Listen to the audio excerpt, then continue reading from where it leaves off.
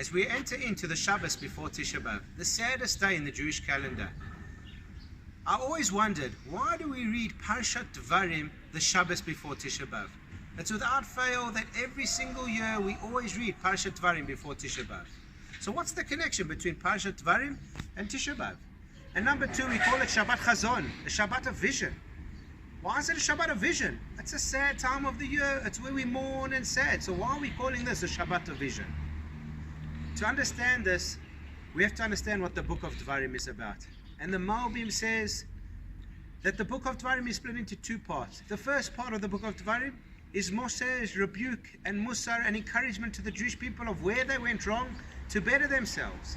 And the second part of Sefer Devarim is to prepare and get ready to going into the land of Israel.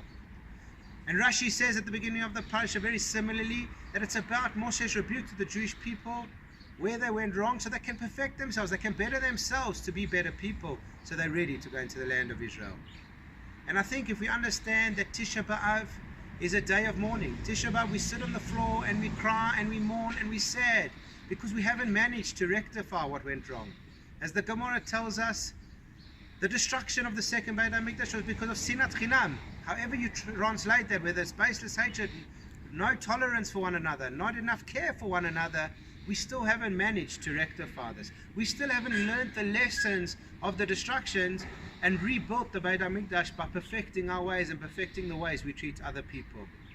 And as the Gemara says, if the temple is not rebuilt in your time, in this generation, it's as if you part of the destruction of the temple.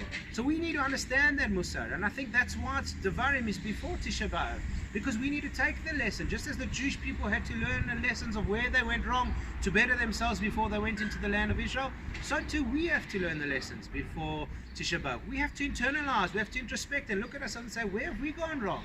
Where can I treat another person better? How can I build society? How can I build a comfortable, nice society where people are respecting one another and giving to one another? And therefore, that's the message of Devarim before we go into Tisha B'Av. But if you look at the day of Tisha B'Av, it's got two parts to the day. The first part of the day is mourning, where we sit and we cry and we sad about the destruction. But the second half of the day, from Chatzot, from midday, when we sit on chairs again, we start to look at a better future.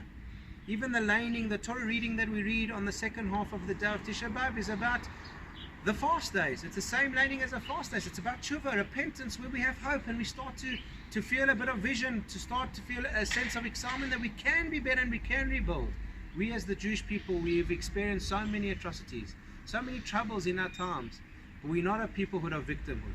We're a people that stand up and say we can be better, we can change, we can create, we can mold. And that's what Tisha B'Av really teaches us, and that's what the Sefer Devarim teaches us. Those two messages of, yes, we have to internalize the rebuke, we have to change, we have to be sad at what happened at Tisha B'Av, but the main aim is to have a chazon, to have a vision. It's not only about being sad, we have to create a vision as a Jewish people to better ourselves, to better our people, and Be'ezrat Hashem, if we do that, then we won't be sitting on the floor Motzei Shabbos and Sunday in Tisha B'Av. We'll actually be celebrating, as the Gemara says. So please God, may we rebuild the temple speedily in our days. Have a Shabbat Shalom.